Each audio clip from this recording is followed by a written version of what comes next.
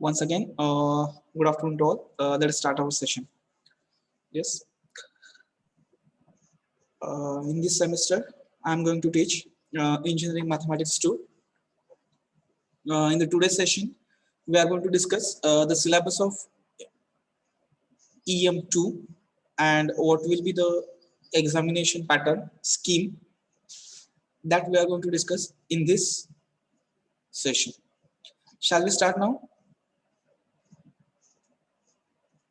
Shall we start? Yes, sir. Yes, sir. Yes, sir. The first point I have here, first point is introduction of subject teacher. No need of introduction of me, but still I am giving the introduction. In previous semester already I have done, but still I am repeating the same thing. Name, experience, subject taught. Those student who don't have my contact number, please add my contact number in your list, in your contact list, and email ID. My introduction is already given in the first semester only. Okay. Now, yes. In today's session, we will discuss syllabus. Subject code.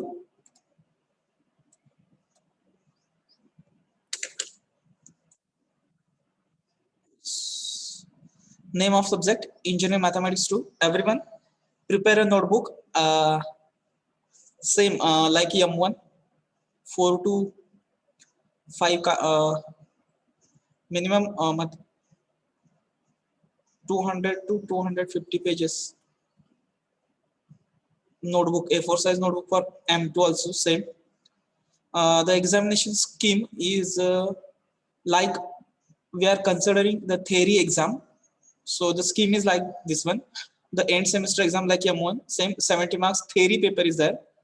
ISC, that is 3 ISC we are going to conduct, and we have to consider best of 2 average we are going to consider out of 30.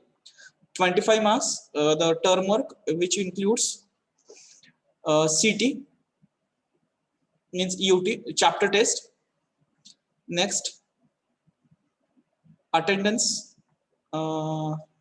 Next, assignment, lab book if there, triple P write up. These are some criteria for this ICA 25 marks term work. Yes.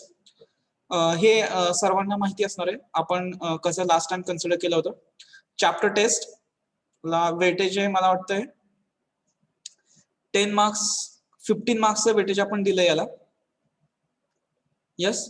अटेंडन्सला 5 मार्क्सचं weightage आहे आणि परत उरलेले 3 mark 2 mark असं divide होतात. मॅथ्सला असल्यामुळं मॅथ्सला lab book वगैरे आपण काय कन्सिडर करत नाहीये. So for maths particularly attendance, assignment, triple P इतकाच पार्ट आहे आणि याला 2 मार्काचं वेटेज आहे. असं टोटल 25 मार्क्सचं वेटेज आहे ICA टर्म वर्क. 30 तुम्हाला माहिती आहे. 70 मार्क्स आपण कसं कन्सिडर करतोय, थेअरी एक्झाम आहे असं सपोज करतोय. येते का लक्षात? थेअरी एक्झाम आहे असं सपोज करून ही 70 मार्क्स आहे. जर MCQ एक्झाम झाली तर आपल्याला माहिती आहे what is a pattern. Last me M1 ची एक्झाम दिलेली आहे. 50 MCQ ची एक्झाम असेल. 50 MCQ 50 marks. May be that mark are going to be converted into 70. Out of 50 X तर 70 out of 70 what will be असं कन्वर्जन असेल. माहित नाही काय आहे, पण त्यानुसार तुमची टेस्ट होईल. जर ऑनलाईन झाली तर 50 मार्क्स MCQ लाईक M1. जर थेरोटिकल झाली तर 70 मार्क्सचं थेअरी एक्झाम कंडक्ट होईल. ठीक आहे. सेम जसं M1 साठी नोटबुक केली होती सेम तसंच असाइनमेंट साठी एक नोटबुक असेल. Same like assignment 1 notebook and one notebook for our class lectures. A regular class notebook, there will be one notebook. Yes, understood everyone? Hello? Examination scheme सर्वांच्या लक्षात आली का? Yes, sir. आणि weightage जसं same M1 होतं same तसंच M2 चा same pattern आहे, नो चेंज. तिथं पण अगोदर माहित नव्हतं ऑनलाईन एक्झाम होणार आहे की नाही, इथं पण माहित नाहीये ऑनलाईन होणार आहे का ऑफलाईन होणार आहे. आपण ऑफलाईन होणार आहे असं सपोज करतोय आणि त्यानुसार आपण आपला सिलेबस घेतला जाणार आहे. At the end we are focusing on both theory as well as MCQ questions. Okay? Hello.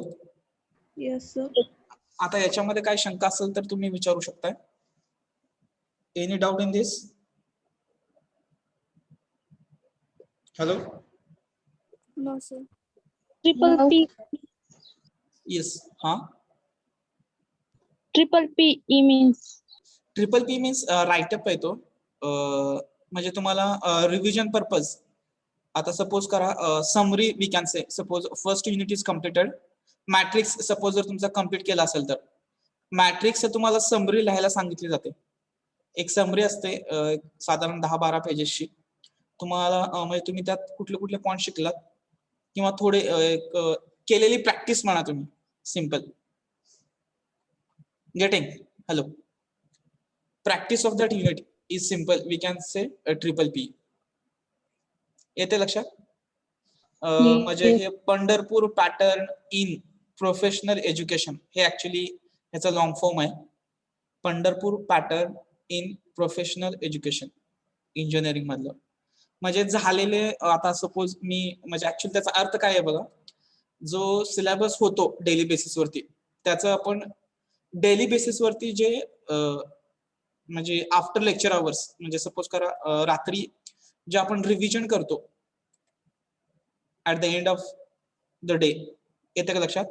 जेव्हा तुम्ही रात्री जेव्हा त्याचं रिव्हिजन करता जी काय प्रॅक्टिस करता that practice is called triple P. ठीक आहे. पण आपण कसं चॅप्टर वाईज सबमिट करून घेतो. आता ऑनलाईन आहे ना त्याच्यामुळं आपण डेली बेसिसवर सबमिशन नाही ठेवू शकत. त्यामुळे ऑनलाईन सबमिशन ठेवतो. At the end of semester you were supposed to be submit at the end of the chapter you are supposed to be submit the triple P.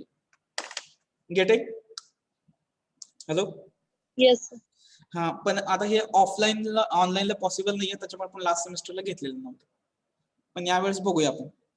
If possible we will collect triple P's also from you. Triple P means just the practice you have did of that unit in that week or in that month particularly. Yes. सर्वांना clear झालं? हे examination scheme clear झाली? Yes. जसं म्हणजे same जसं last टाइमचा pattern होता same तसाच आहे सगळा. No change. ठीक आहे. सिलेबस ऍक्च्युअल मध्ये डिस्कशन स्टार्ट करायचं आता. Shall we go for the next? Yes, sir. Okay.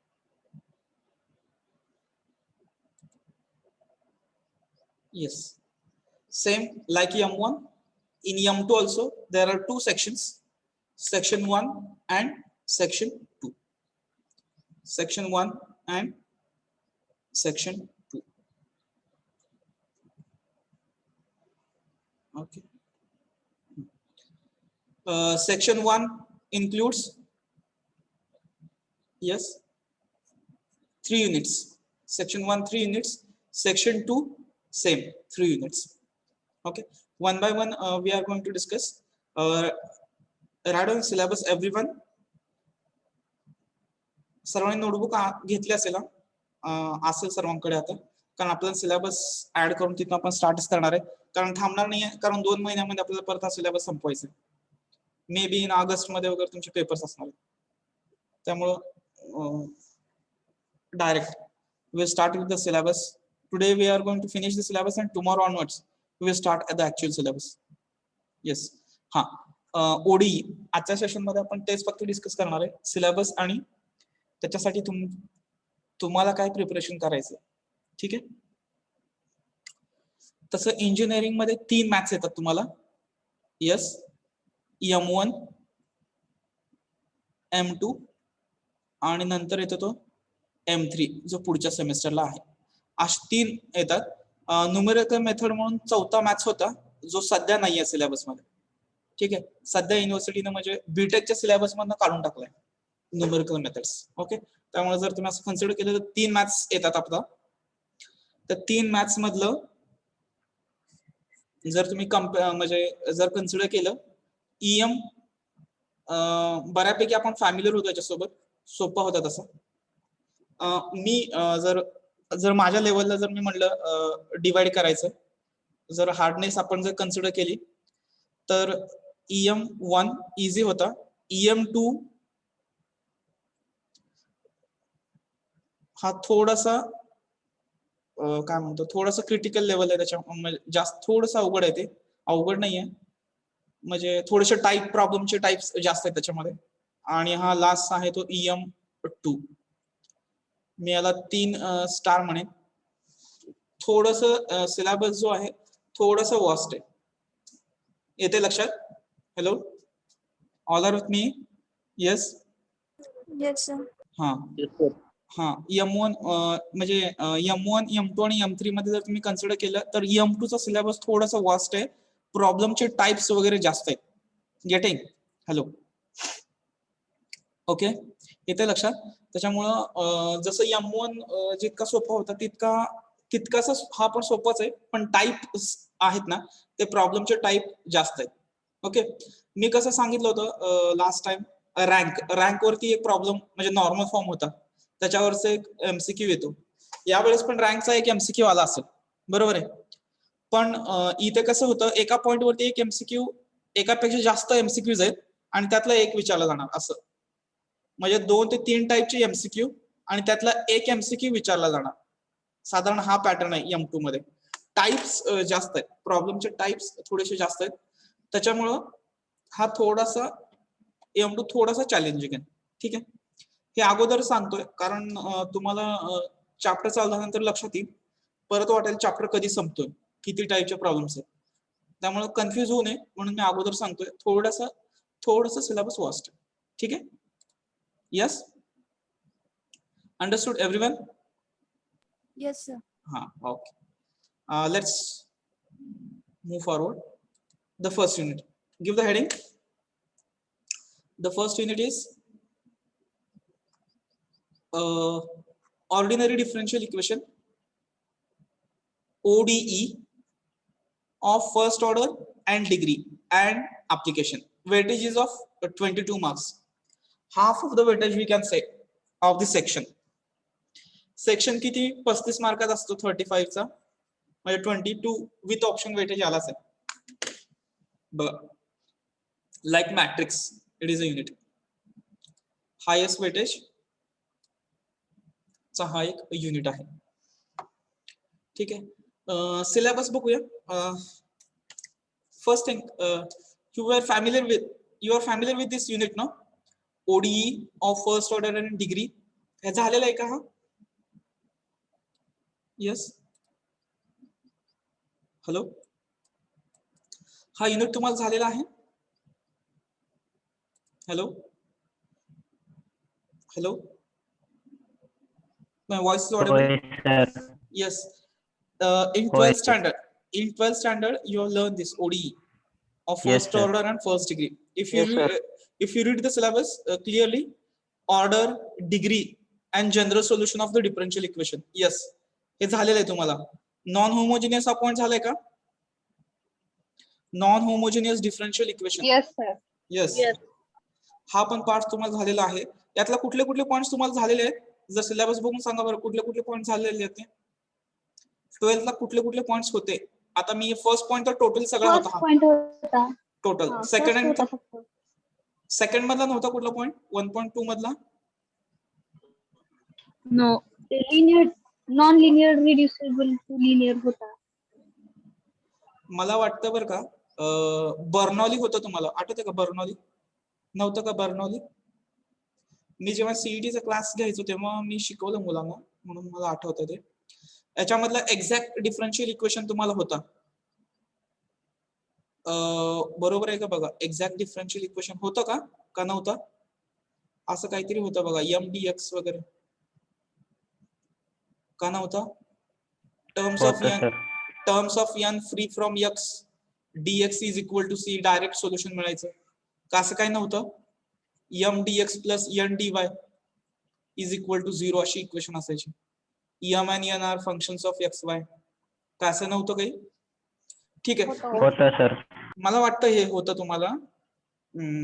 Exact differential equation त्याचं डायरेक्ट सोल्युशन यायचं तुम्हाला. आता इथे तुम्हाला ती what is exact differential equation direct म्हणजे काय आहे and how why this is solution, हेच तसं सोल्युशन कसं तयार झालं इथं पासून आहे सगळं हे. ठीक आहे, तुम्हाला डायरेक्ट सोल्युशन तिथे तुम्ही कन्सिडर केलं होतं.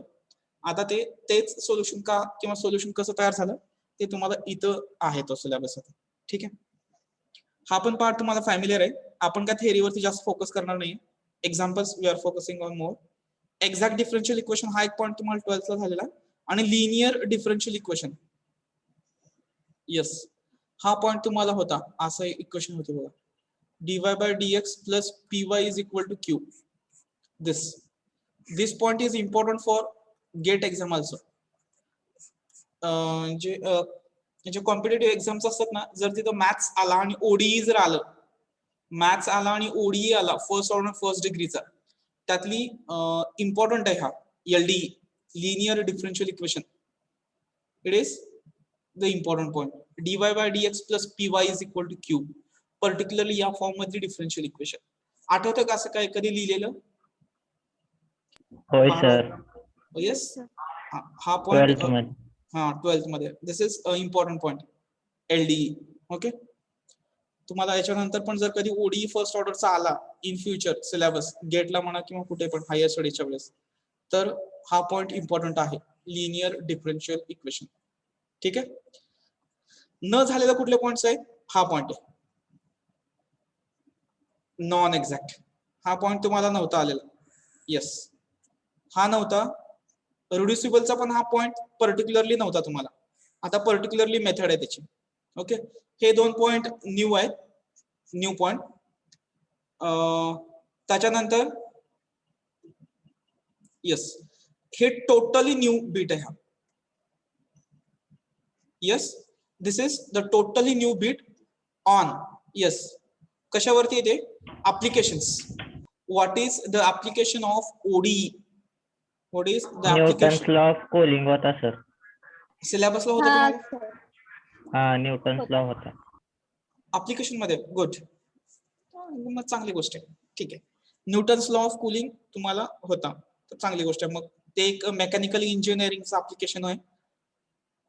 मेकॅनिकल इंजिनिअरिंगच्या ब्रांच मध्ये त्याचे प्रॉब्लेम्स येतात, न्यूटन्स लॉ ऑफ कूलिंग. तर त्याच्याशी रिलेटेड प्रॉब्लेम तुम्हाला झाले, तर ठीक आहे. जो फर्स्ट पॉइंट आहे orthogonal trajectory. Yes, it is related with geometrical application. It is related with the geometrical application. हे एक geometrical application आहे. जसं आपण tangent वगैरे फाइंड आउट करतो बघा युजिंग डिफरन्शिएशन. गेटिंग tangent किंवा normal to the curve or surface we are getting by using differentiation. Am I correct? Am I correct? Hello? Hello? Yes sir. आपण curve साठी tangent Yes, sir. Tangent किंवा slope म्हणा किंवा normal perpendicular normal. जे आपण find out करायचं, तो that is one of the application of derivative. बरोबर आहे, डिफरन्सिएशनचं ऍप्लिकेशन होतं ते.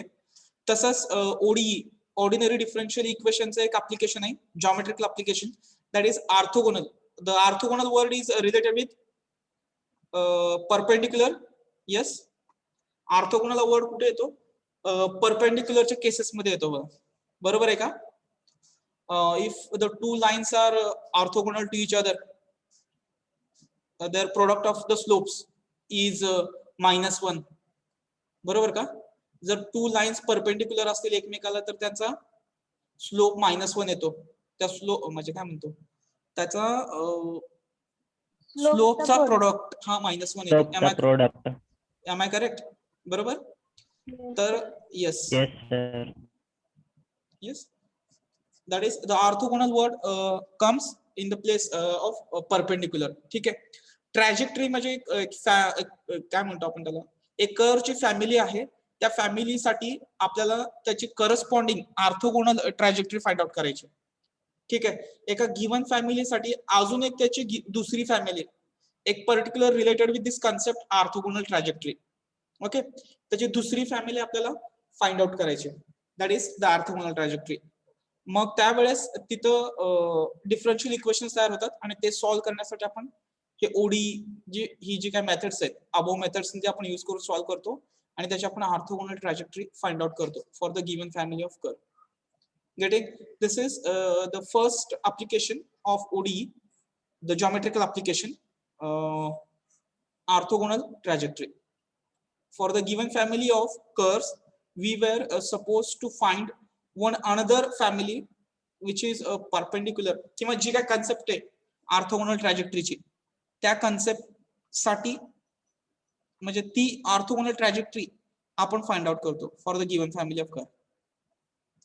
गिवन कर्व साठी अजून एक फॅमिली, एका गिवन फॅमिलीसाठी अजून एक कुठली फॅमिली, ऑर्थोगोनल ट्रॅजेक्टरी असणारी फॅमिली आपण फाइंड करतो. Yes, that is the geometrical application. That is the geometrical application of ODE. First geometrical application of ODE. आलं का लक्षात? First part, first application. Okay. Second आहे electrical and mechanical engineering problems. म्हणजे electrical engineering किंवा mechanical engineering मध्ये जे काही problems येतात रिलेटेड टू ODE, त्याच्यावरचे काही प्रॉब्लेम्स, सगळे नाही काही, projectile motion, Newton's law of cooling, simple electrical circuit. आता तुम्हाला BEEE आहे बघा. Hello. Yes, sir.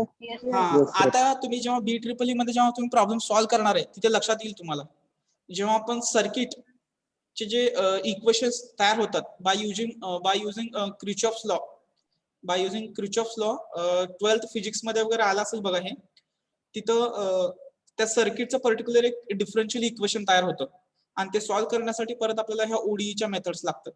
So that is one of the application of ODE in electrical engineering.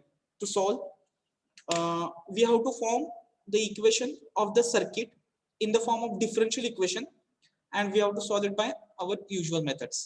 That is the application in electrical. Same like in mechanical engineering.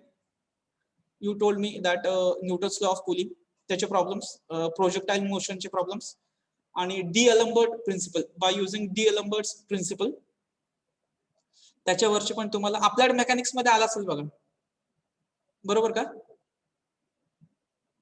Hello. Yes, sir. Applied mechanics मध्ये होतं का D'Alembert's principal? Yes. Yes, sir. हा, त्याच्यावरच्या पण problems साठी ODE लागतं आपल्याला. ठीक आहे. तर हा तुमचा फर्स्ट युनिट आहे. 50% म्हणू शकतो आपण, 40-60 आहे, 40 नोन आहे. ऑन दॅट बेसिस 60% ऍडिशनल आहे.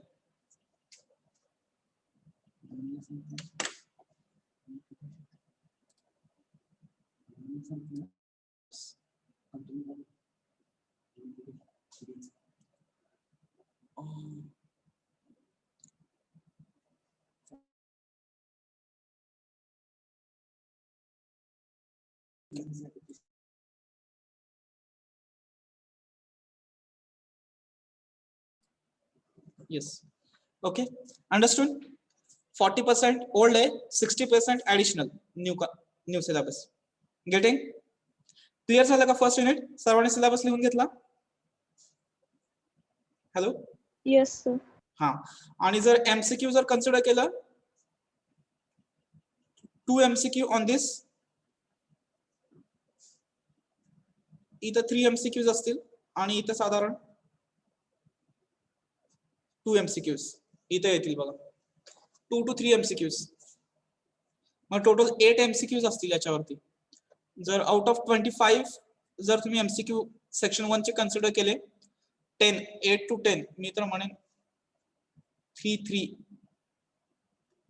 plus 4 plus 3, around 10 MCQs on the first unit only. Getting? Hello. 8 to 10 MCQs on ODE असतील जर MCQ एक्झाम झाली तर. Yes, otherwise if you consider theory साठी म्हटलं नॉन होमोजेनियस एक एग्जांपल, एक्झॅक्ट एक example, linear एक एग्जांपल, रिड्युसिबल टू लिनियर एक एग्जांपल, ऑर्थोगोनल ट्रॅजेक्टरी प्रत्येक पॉइंटचा एक एक एग्जांपल असणार आहे. सिंपल आणि इलेक्ट्रिकल मेकॅनिकल इंजिनिअरिंगचा एक प्रॉब्लेम असा असणार आहे. Total 1 2 3 4 5 6 examples on this unit. 15 plus 5 plus 2 MCQ असं साधारण हा 22 मार्क्सचा वेटेज आहे. 15 मार्क्स, 5 मार्क्सचा एक प्रॉब्लेम ऍप्लिकेशन वरती. ठीक आहे, या फॉर्म मध्ये तुमचा सिलेबस असेल. ठीक आहे, आपण साधारण आता थेरॉटिकल कन्सिडर करून रन करतोय सिलेबस. सर्वांना समजलं first unit? Hello, understood everyone? Yes, sir. Next आहे सेकंड युनिट आहे. Give the heading. This is infinite series. Again, we were familiar with this word series. Yes, I thought in 11th or 12th we have learned a sequence and series. Yes. Hello. In 11th standard, maybe. Yes. Sequence and series. झालंय का आपल्याला? Hello. Yes, sir. Sequence आणि series मधले काही point सांगता येतील का? तिथे कुठले वर्ड्स आले असते, एखादा दुसरा वर्ड आठवतोय का? सिक्वेन्स आणि सिरीज मध्ये एखादा वर्ड आलेला? AP, GP, HP, HP. Yes. HP. Progression, sequence मधला particular pattern we are deciding.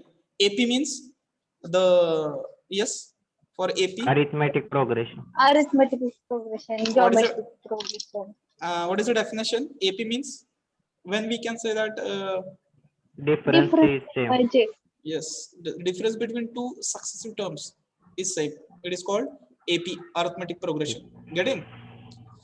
First point is infinite sequences, infinite series and types of series. Simple आहे. त्याच्यानंतर test of convergence. This is the totally new bit for you. Yes, convergence of the given infinite series. There are two types of convergence. One is absolute and second is conditional convergence. At the time of unit, we will discuss in deep of these points. And to decide whether the given infinite series, whether it is convergent or divergent, to decide that we have considered some tests like Cauchy test, comparison test, and D'Alembert ratio test.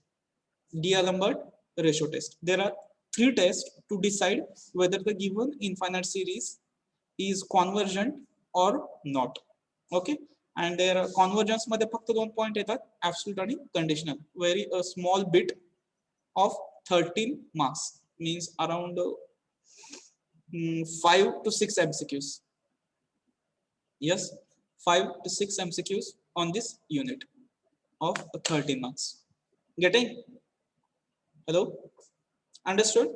This is the syllabus of unit number 2, infinite series. The basic requirement for us for this unit is the simple algebraic expansions. Algebraic expansions means sum of first n natural numbers. We should know the formula.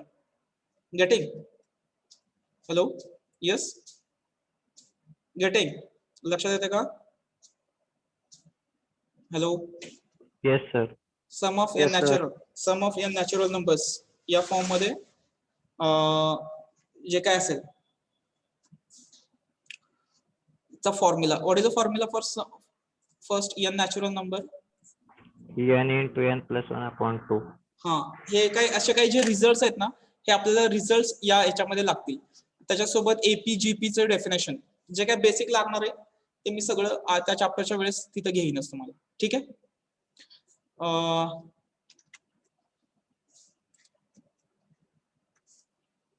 Weight a minute. ठीक आहे, इथं झालं आपला हा point इथे संपलाय. म्हणजे second unit झालंय. तिसरं युनिट आपण पुढच्या सेशनला घेऊया. आता 5 मिनिटं राहिलेत, मला अटेंडन्स कन्सिडर करावी लागेल. ठीक आहे.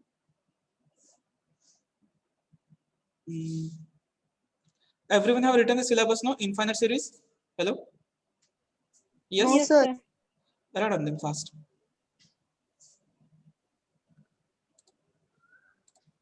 Let me take attendance. The screen is visible for everyone. Yes, sir. Yes, sir. सकाळी अटेंडन्स घेतली का सरांनी? Yes, sir. Yes, sir. सकाळच्या सेशनला absent होतो आणि आता प्रेझेंट असं कोण आहे? Someone who present, someone who absent at morning session, now he is present. Anyone is here? Hello. Yes.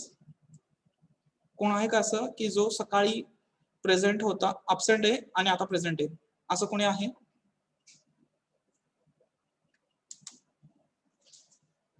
Hello. No one is here like that. Okay. ठीक आहे. Syllabus complete करा हा इनफायनाइट सिरीज.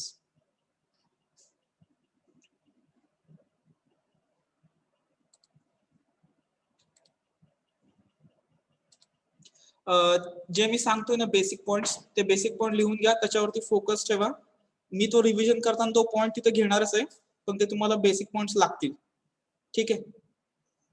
त्याच्यामुळे जो लागणार आपल्याला सिलेबस आहे तो मी त्यासाठी रिपीट करतो तिथे.